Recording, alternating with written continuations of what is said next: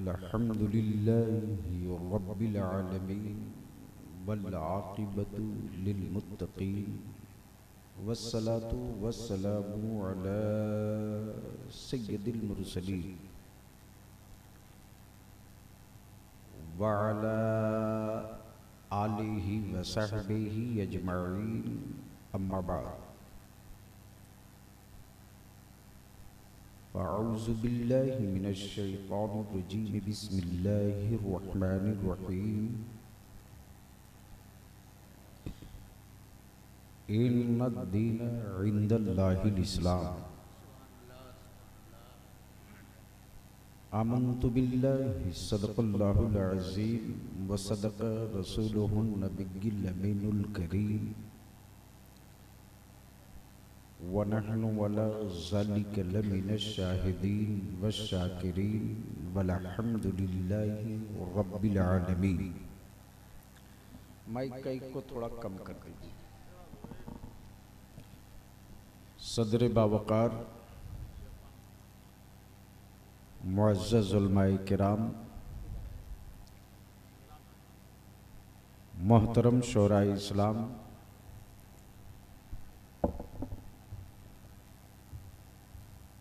दूर नज़दीक करीबो पास से चलकर तशरीफ़ लाए बिरादरानी इस्लाम,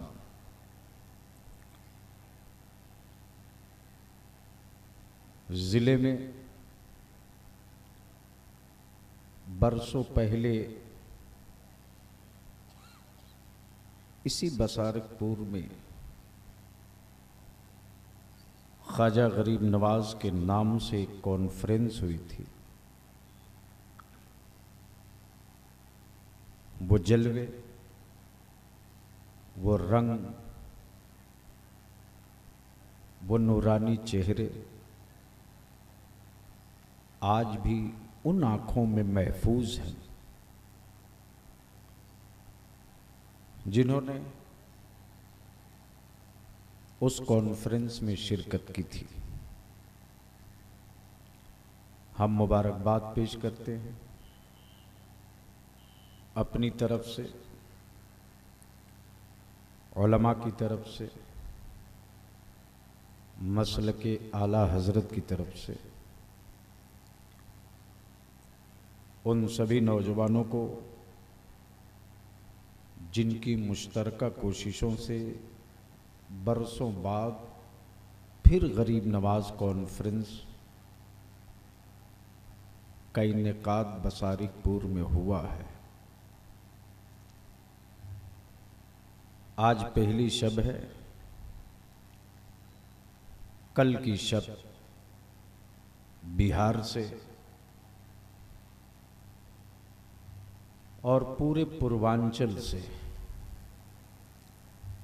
मुसलमानों का एक अजीम काफिला आबादियों से सुबह रवाना होगा, जो कल शाम होते होते बसारकपुर, सिकंदरपुर, कुर्बो जवार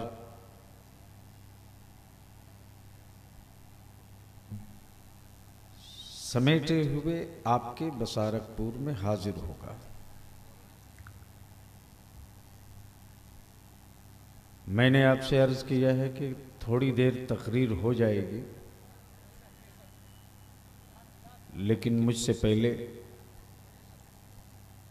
जमाते अहले सुन्नत के वो नामवर खतीब जिन्होंने बड़ी रियायत से काम लिया, वरना मेरी जमात का ये वो जाबाज आलिम दीन कि जिद पर आ जाए तो कश्मीर की बर्फीली आबादी में अशारों की हरारत से आग लगा दे।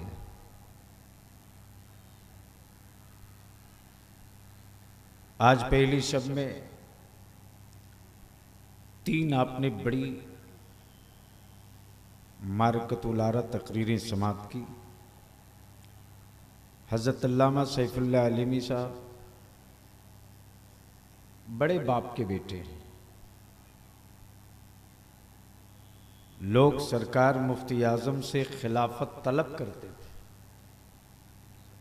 और विसाल से पहले सरकार मुफ्ती आज़म ने इनके वालिदे गिरामी को खिलाफत भेज दी थी।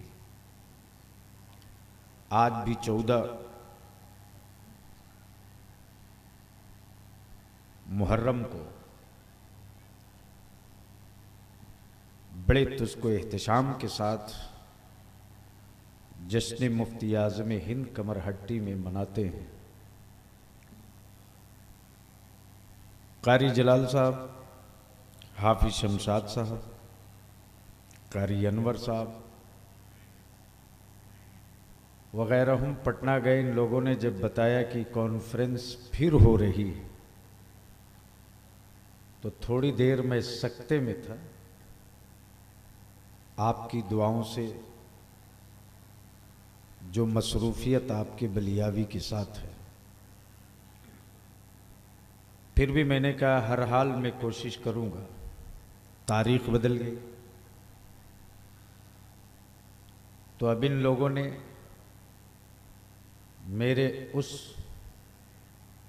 मोहसिन और उस मुअज्जम को ज़हमत दी कि आप फ़ोन पर ताकीद कर दें। हज़रत अल्लामा मौलाना मुनीर अहमद साहब क़िबला क़ादरी दामा फ़ौज़कुम का जब फ़ोन पहुंचा कि मेरा हुक्म है तुमको हर हाल में 21 को ही पहुंच जाना, लेकिन बहरहाल एहसास है कि एक तरफ अल्लामा मुनीर साहब हैं, काश दूसरी तरफ अल्लामा राशिदुल क़ादरी भी नज़र आते तो मैं समझता हूं कि कॉन्फ्रेंस में और 4 चांद लगता। लेकिन अगर थोड़ा सा माहौल बना में सुनने का तो बलियावी की गुफ्तगू आज 50 हो गई। 2020 का ये जमाना है। आतंक कहां है, आतंकवादी कहां है,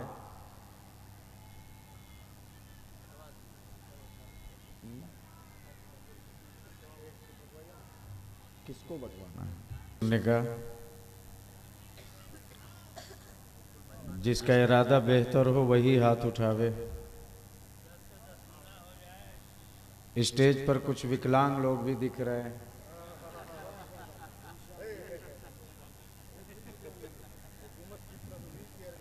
अजीब हालत है हमारे पागल देश का। मनमोहन सिंह देश से विकलांगता हटाने के लिए ना जाने कितने जमाने से 2 बूंद पिला रहे हैं। जिंदगी की 2 बूंद। तवज्जो चाहो हजरत मुफ्ती साहब, जिंदगी की 2 बूंद। कई 100 ड्राम पी गए बच्चे फिर भी विकलांग पैदा हो रहे हैं। अब मनमोहन सिंह कह रहे हैं जिंदगी की 2 बूंद। मुस्कुराओ मत, जश्न मनाओ, ये उनकी 2 बूंद है कि जमाने से पिला रहे लेकिन किसी की सेहत न बदली। वो मेरे मुस्तफा के पसीने पाक की सिर्फ 1 बूंद है। बोलिए बोलिए, और जोर से बोलो, और जोर से बोलो। वो मेरे नबी के पसीने पाक की सिर्फ 1 बूंद चेहरे पे नहीं गिरा, जिस्म पे नहीं गिरा, सुहागन के जोड़े पर गिर गया। तो सुहागन के जोड़े पर नबी के पसीने पाक की 1 बूंद गिर जाए तो सिर्फ जिस्म खुशबूदार ना हो, पैदा होनी वाली औलादे खुशबूदार हो जाए। इसलिए हजरत लोगों से रोज मुलाकात होती है, आला हजरत से सदियों में कभी एक बार होती है। वो आला हजरत हैं जो बोल उठे, जिसकी 2 बूंद है कौसरो सलसबील, है वो रहमत का दरिया हमारा नबी, है वो रहमत का दरिया। आप भी बोल दो, हमारा नबी है वो रहमत का दरिया, है वो रहमत का दरिया। और कौन देता है? देने को मुंह चाहिए। कौन देता है? वारे आला हजरत। हजरत एक साहब के 3 बेटे, तीनों बड़े फारिगुल बाल, बड़ी अच्छी कमाई के मालिक, लेकिन बड़े साहब का रिटायरमेंट के बाद बड़ा बुरा हाल। तो कारी तनवीर ने कहा, बड़े साहब आपकी 3-3 औलादें कमा रही हैं फिर भी बुरा हाल है। तो बड़े मियाँ बोले, कारी साहब हैं तो सभी, लेकिन कौन देता है? आय हाय हाय, हैं तो सभी लेकिन कौन देता है? होने को तो नाती नवासे भी हैं, लेकिन कौन देता है? होने को तो भांजे पोते भी हैं, लेकिन कौन देता है? अम्मा यार, मैशर में होने को तो सभी होंगे, आदम भी होंगे, ईसा भी होंगे, मूसा भी होंगे, जकरिया भी होंगे, शीश भी होंगे, इदरीस भी होंगे, याकूब भी होंगे। होने को तो सभी होंगे, लेकिन कौन देता है? देने को मुंह चाहिए, देने वाला है सच्चा, देने वाला है सच्चा, और जोर से देने वाला है सच्चा। शायर इस्लाम जनाबे शादाब पैकर से आपने समाअत की, और हजरत अल्लामा सैफुल्लाह अलीमी साहब से बहुत सारे अशार समाअत किए। थोड़ी सी फिक्र की खिड़की खसकाइए तो मैं इतिहास के पन्नों से साबित करने की कोशिश करूंगा कि आतंक है कहां। उससे पहले सिर्फ एक शेर उलमा की तवज्जो चाहूंगा, सुनेंगे? ओए सुनेंगे? बलियावी ने इस मुद्दे पर आज से 12 साल नहीं 14 साल पहले गालिबन कलकत्ते में मैंने एक तकरीर की थी, जिसको पार्लियामेंट में रखकर सुना गया था। अटल जी की गवर्नमेंट थी, पार्लियामेंट में रखकर जब लोगों ने सुना तो वो सत्ता में थे, अपोजिशन ने कहा कि ऐसे लोगों पर बैंड क्यों नहीं लगता है, इन लोगों को क्यों लाइसेंस दे दिया गया। हाई कोर्ट के रिटायर्ड जस्टिस की टीम गठित की गई, कोई शिक निकाल दो, कोई सबील निकाल दो, जिससे बलियावी को एक जमाने तक नहीं पूरी जिंदगी तक जेल की सलाखों में डाल दिया जाए। लेकिन अल्लाह की रहमतें सुबह शाम बरसे उस कायदे अहले सुन्नत रईसुल कलम अल्लामा अरशदुल कादरी की लहद पर। जिस वक्त ये खबर बाहर निकली है, उस वक्त आला हजरत का शेर इसी बलिया में जन्म लेने वाला अल्लामा अरशदुल कादरी ने दिल्ली में ललकार कर कहा था, बलियावी को बच्चा मत समझना, वो कितने बड़ों का बच्चा है इसका तुम अंदाजा नहीं कर सकते हो।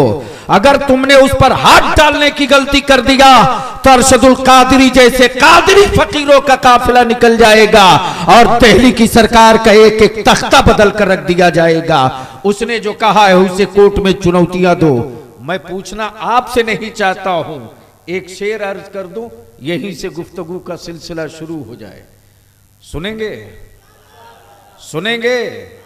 जोर से बोले सुभान अल्लाह, जोर से, जोर से और जोर से। अहले स्टेज की तवज्जो चाहूं, मौलाना जगह दीजिए। अस्सलाम वालेकुम। अगर मेरी नजर खता खाई होती तो आज से 6 साल पहले मैं कब का बिहार में खप गया होता। लेकिन मैं भी खम ठोक कर बोलता हूं कि मैं उस मिट्टी में जन्म लिया हूं जिसने आजादी से 6 घंटा पहले अपनी आजादी का ऐलान कर दिया था। यह सरकार यासी की मिट्टी है, ये कायदे अहले सुन्नत रईसुल कलम अल्लामा अरशदुल कादरी की मिट्टी है। ये वो मिट्टी है जिसकी खाक मलने के बाद लाल किला की दीवारें साफ होती हैं। ये वही मिट्टी है जिस मिट्टी ने बहुत कम पैदा किया लेकिन बड़ा दम वाला पैदा किया। अब अपने जहनों को जरा करीब करो और अहले स्टेज की तवज्जो चाहो। हजरत दुआओं के साथ देखेंगे, शाखों से टूट जाए, शाखों से टूट जाए वो पत्ते नहीं हैं हम। बोलो, हमें प्लास्टिक का खिलौना समझने वालों सुनो, शाखों से टूट जाए वो पत्ते नहीं हैं हम। आंधी से कोई कह दे औकात में रहे, आंधी से कोई कह दे औकात में रहे, शाखों से टूट जाएं वो पत्ते नहीं हैं हम। आंधी से कोई कह दे औकात में रहे। और इसी से लगकर एक मतला एक शेर नाते पाक का, खड़ा कर दें तो नात, पट कर दें तो मनकबत, कि जंजीर शबे मेराज की तरफ जंजीर बोलती रही। कारी साहब, जंजीर बोलती रही, दर बोलता रहा। बोलने वाली कौम हो तो बोल दो और जोर से बोल दो। जंजीर बोलती रही, दर बोलता रहा, लौटे तो उम्मे हानि का घर बोलता रहा। लौटे तो उम्मे हानि का घर बोलता रहा। हजरत मुफ्ती शमशाद साहब के आए गए नबी जो सरे अर्श बार बार, एक बार नहीं, जो एक बार के कायल हैं वो 50 वक्त की पढ़े। हम बार बार के कायल हैं, 5 वक्त की पढ़ेंगे। सरे अर्श नबी गए, आए आए गए, बार बार। अमा सिदरा पे जिब्राइल का पर बोलता रहा। और इमाम हुसैन के गुलामों के नाम बलियावी का पैगाम कि थर्रा गए, थर्रा गए यजीद के सब लश्करों सिपाह। थर्रा गए यजीद के सब लश्करों सिपाह। अमन नेज़े पे जब हुसैन का सर बोलता रहा। नेज़े पे जब हुसैन का सर बोलता रहा। पूरी दुनिया ने मिलकर एक मास्टर प्लान बना दिया। सब बोले, नबी वाला ना बोले, कुफ्र बोले, रसूल वाला ना बोले, अमेरिका बोले, मदीने वाला ना बोले, हिटलर बोले, अबू बकर वाला ना बोले, चंगेज बोले, मोइनुद्दीन वाला ना बोले। एक लंबी चौड़ी स्केचिंग कर दी गई कि सबको बोलने दो, सबको बोलने दो, लेकिन नबी वाले को ना बोलने दो। बलियावी कहता है तुम उन्हें चुप कराओगे, तुम उन्हें चुप कराओगे जिन्हें चुप कराने के लिए अच्छे अच्छे आए और चुप होकर चले गए। इसलिए कि हमें हुकूमतों ने बोलना नहीं सिखाया है, साहबे इख्तिदार ने बोलना नहीं सिखाया है, हमें अरबाबे हुकूमत ने बोलना नहीं सिखाया है, हमें अमेरिका के व्हाइट हाउस में बैठने वालों ने बोलना नहीं सिखाया है। अमा यार तारीख तो यही बता रही है, जब आदम सफीउल्लाह बोलने लगे तो चुप कराने के लिए इब्लीस पूरी ताकत लगा देगा, लेकिन सफीउल्लाह बोलते रहे, इब्लीस चुप हो गया। जब मूसा कलीमुल्लाह बोलने लगे फिरौन पूरी कुव्वत लगा देगा, लेकिन कलीमुल्लाह बोलते रहे। हजरत इब्राहिम खलीलुल्लाह जब बोलने लगे नमरूद ने आग के शोले भड़का दिए, और आग के शोले जब आग के शोले भड़क उठे तो दो मखलूक आगे बढ़ी थी। एक का नाम मेढक है और दूसरे का नाम गिरगिट है। मेढक चला है मुंह में एक कतरा पानी लेकर खलील के लिए जलाई हुई आग बुझाने के लिए, और गिरगिट चला है खलील के लिए लगी हुई आग को शोले जौबाला बनाने के लिए, फूंक मारने के लिए।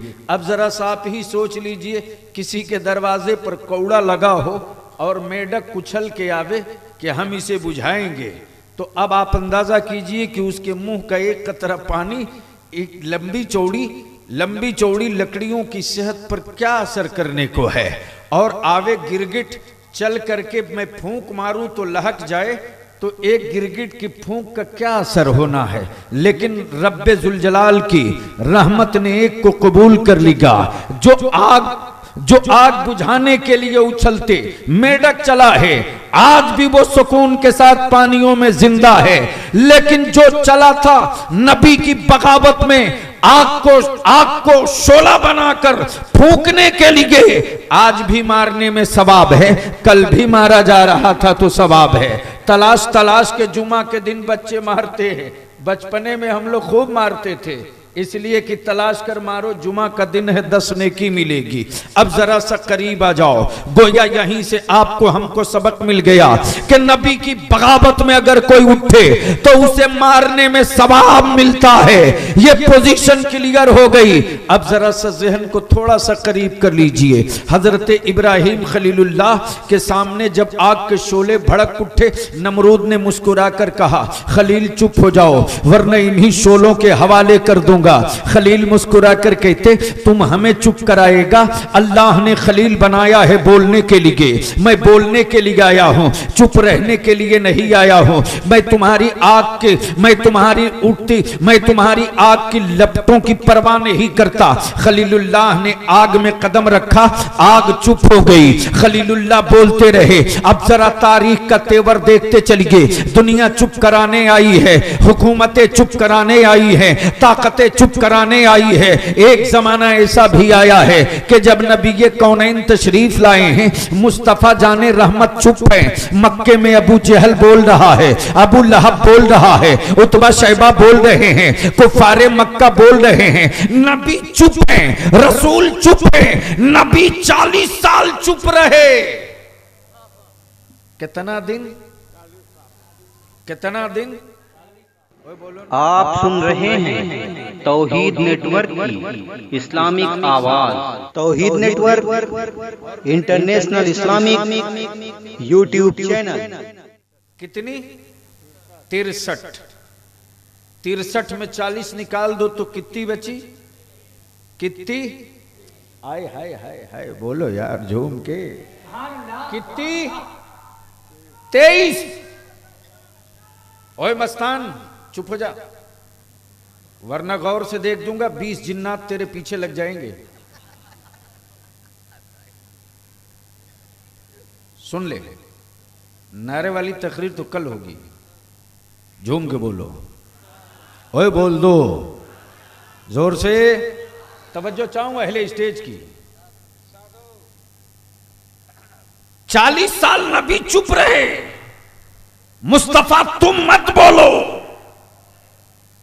तुम्हारे बारे में मक्के के पत्थर बोलेंगे। बोल दो यार, ओए जोर से बोल दो ना। महबूब तुम मत बोलो, तुम्हारे बारे में तुम्हारे दुश्मन बोलेंगे। हबीब तुम मत बोलो, तुम्हारे बारे में तुम्हारे कट्टर विरोधी बोलेंगे। नबी चुप हैं। लोग कह रहे हैं मोहम्मद अमीन है, मोहम्मद सादिक हैं, मोहम्मद अच्छे हैं, मोहम्मद भले हैं, मोहम्मद जैसा कोई दूसरा देखा नहीं। तवज्जो चाहूं, नबी चुप हैं। बलियाबी डंके की चोट पर गई था। देश दुनिया में धर्म की कमी नहीं, लेकिन नबी की कुल जिंदगी हयाते पाक की कुल पीरियड 23 साल, और 23 साल में नबी बोले 63 साल, जिसमें नबी 40 साल चुप रहे। बचा कितना? 23। 24 नहीं, 23। 24 नहीं, 23। हमें यार जब 23 साल नबी बोले तो दुनिया के हर गांव में इस्लाम पहुंच गया। अगर 63 साल नबी बोल दिए होते तो न ओबामा बचा होता, न डब्ल्यू बुश बच गया होता। लेकिन उसका बचना भी जरूरी है, इसलिए कि हमें जिंदा रहने के लिए उसका पैदा होना जरूरी है। और बलियावी कहता है ये कट्टा कुट्टी से उनको डराना यार जिनको कटने की आदत न पड़ी हो। यहां तो बचपने में ही काट दिया जाता है। आया तो देखा बड़ी खूबसूरत मकान सजा है अल्लामा सैफुल्लाह अलीमी का। मैंने कहा कारी तनवीर साहब खैरियत? तो शकील शादाब ने कहा आपको दावत नहीं है। मैंने कहा यार इनका बच्चा तो कोई जवान भी नहीं कि निकाह होना है। कहा कि अरे इनके बेटे का खतना है, घर सजा है। तवज्जो चाहूं, यही अल्लामा सैफुल्लाह अलीमी इनके छोटे बेटे को शकील की साहब के बेटे ने एक थप्पड़ मार दिया तो ये तलवार लेकर गए थे। कहां गए इस वक्त?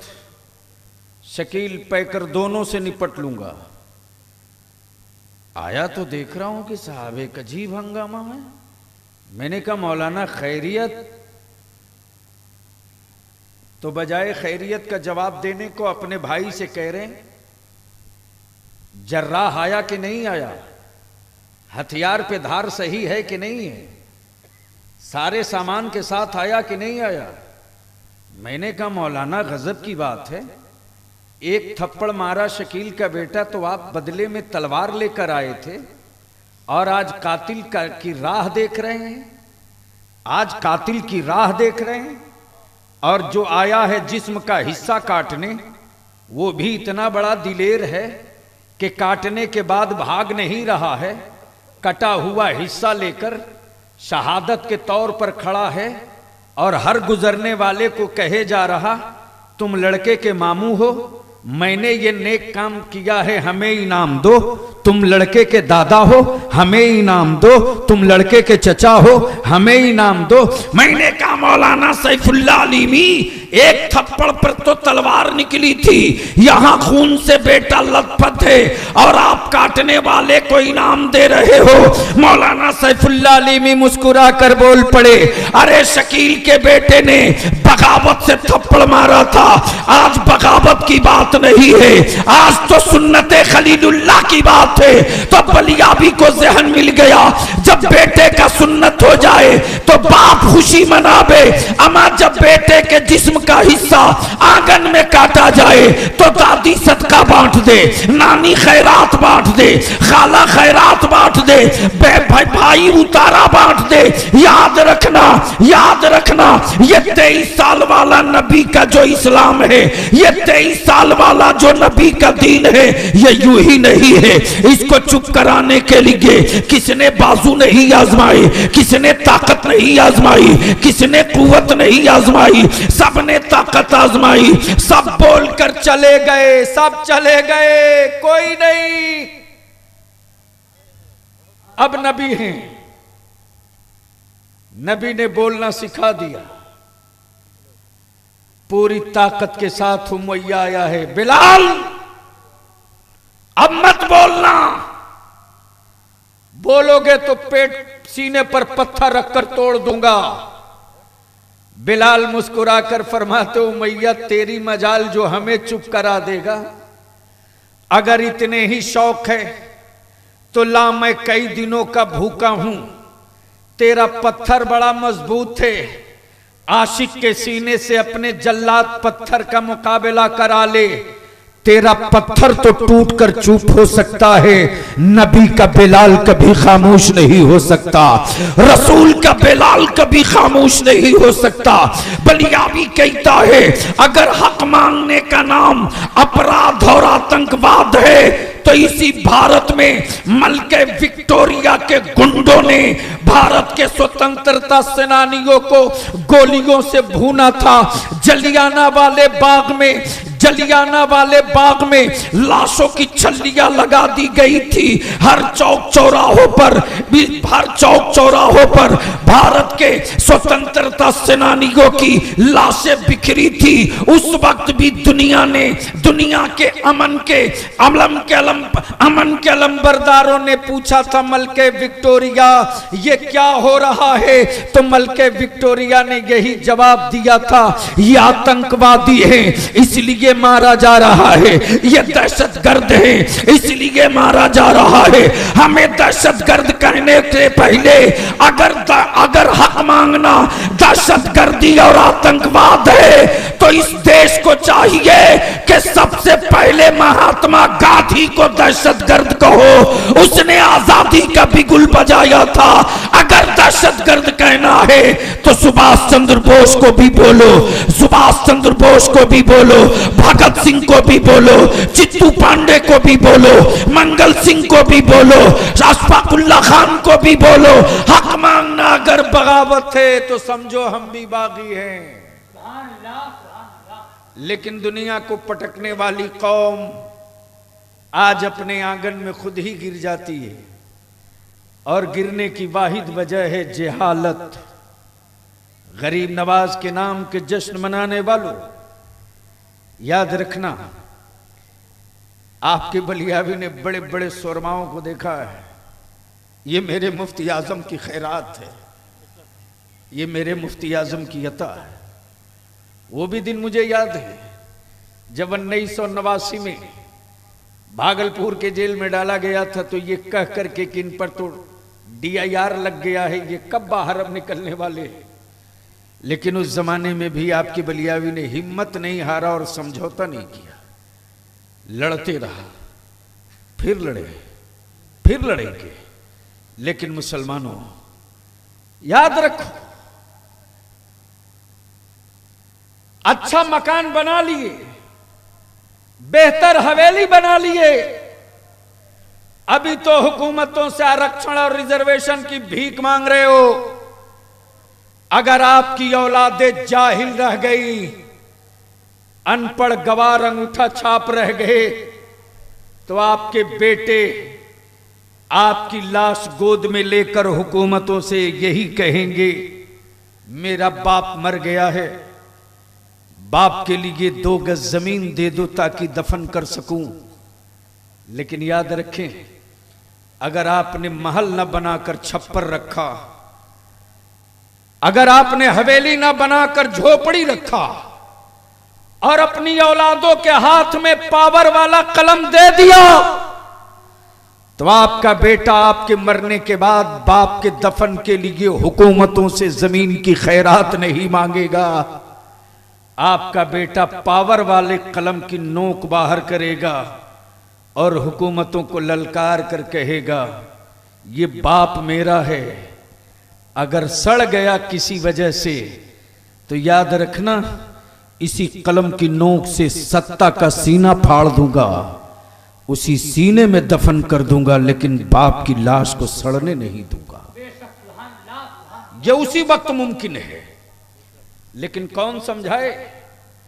यहां तो 20,000 का मोबाइल दे दिया अब्बू ने, उसका कितना मिसयूज कर रहा है, कितना गलत इस्तेमाल कर रहा, बाप को कहां फुर्सत की देखने जाए।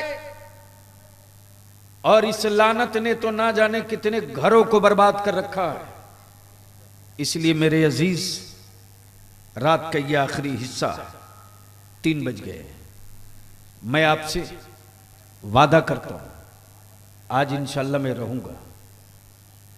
हुजूर ताजु शरिया, अभी रांची में इदारे शरिया के संगे बुनियाद की कॉन्फ्रेंस थी, 2.5 लाख का मजमा था हज़रत मुफ्ती साहब, 2.5 लाख अखबारात में लिखे।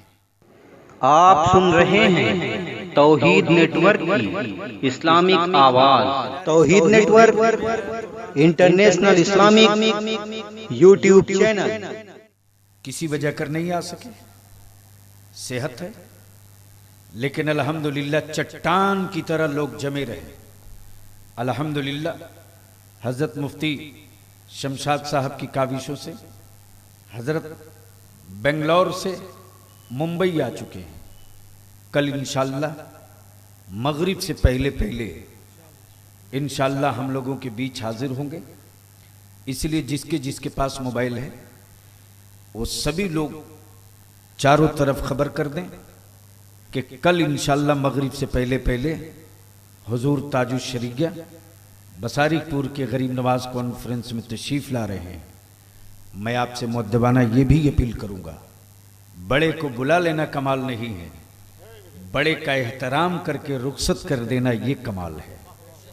इसलिए हम उन नौजवानों से अर्ज करेंगे जो रजाकार हैं, ये जितने लोग आए हैं सब आपके मेहमान हैं, इनकी खिदमत की ही याद करो। बाप दादा ने आज से कई साल पहले, कितने साल,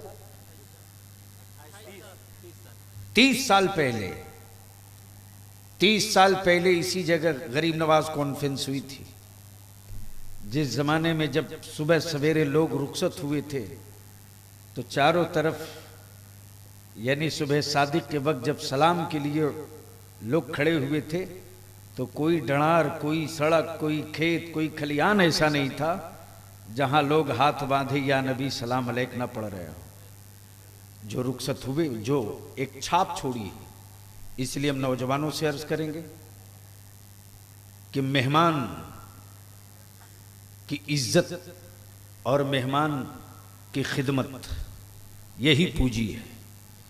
और हुजूर ताजुश शरीया की तशरीफ आवरी होगी, उनको इस अकीदत के साथ हम लोग इनका इस्तकबाल करेंगे, इस अकीदत के साथ बगैर किसी तकलीफ दिए। याद रखना, चूम लेने से ही मसले का हल नहीं है, मोहब्बत से देख लो तो मसले का हल हो जाए। इसलिए हम आपसे इल्तिजा करेंगे कि उनको इतना फ्री होकर के हम लोग यहां से रवाना करें कि जैसे ही कोई कहे बलिया के लिए तारीख, तो हजरत बरजस्ता फरमावें कि बलिया के लोगों ने तंग नहीं किया और मोहब्बत से हमें खुद से चल कर चढ़ने दिया, लोगों ने परेशान नहीं किया, बलिया हम फिर चलेंगे। इतनी मोहब्बत पेश कर दें कि हुजूर ताजुश शरीया फिर बलिया आने की का इजहार फरमाएं। इंशाअल्लाह कल अपने वक्त से आप आ जाएंगे, उससे पहले आने की कोशिश करेंगे। कल और भी बहुत सारे खुतबा शोरा तशरीफ ला रहे हैं और इंशाअल्लाह कल हुजूर मुहद्दिस कबीर शहजादे सदरुल शरीया इस वक्त पूरी दुनिया में जिनकी धूम है, अल्लामा ज़ाउल मुस्तफ़ा साहब क़िबला क़ादरी अमजदी दामा फ़ौज़ुकुम भी कल तशरीफ़ ला रहे हैं। कल के इजलास के लिए आप सभी हज़रात अपने अपने दोस्त रिश्तेदार सबको खबर कर दें, ताकि कल हुजूर ताजुश शरीया का जब दामन फैले तो दामन ताजुश शरीया का हो और हाथ चारों तरफ से लग जाए और कोई बच्चा छूटने न पावे। माँ बहने, आप लोग कल लौट मत जाना, बल्कि आप लोग फिर खबर कर दो कि पीर साहब कल इंशाअल्लाह यानी आज तशरीफ ला रहे हैं, ताकि जो लोग भी आवें सब के सब इत्मीनान से बैत हो सके। इंशाअल्लाह कल वक्त मिला, मैं मेज़बान हूँ, उलमा की गुफ्तगू को देखते हुए इंशाअल्लाह कल मैं बीच में थोड़ी देर के लिए ज़रूर खड़ा हूँगा, आपको मायूस नहीं होने दूंगा। जो आपकी सोच है इंशाअल्लाह कल वो ज़रूर बोलूँगा। अल्लाह ताला हमको आपको सबको अमल खैर की तौफीक रफ़ीक अता फरमाए और रब्ब कदीर कल के इजलास को हर उन परेशानियों और रुकावटों से महफूज फरमाए और कामयाबी की मंजिलों से गरीब नवाज के सदक़े कामयाब करे। खुदा हाफिज। अस्सलाम वालेकुम।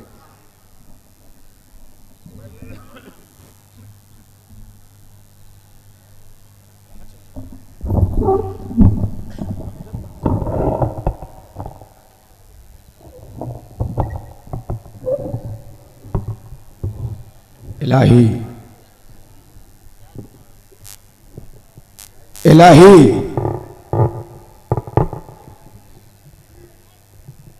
दिखा दे या इलाही वो मदीना कैसी बस्ती है। लोग खड़े हो चुके हैं, लेकिन हज़रात मैं 10 मिनट के लिए आप हज़रात को फिर कहूंगा कि खड़े होकर फिर बैठ जाएं, इसलिए कि उस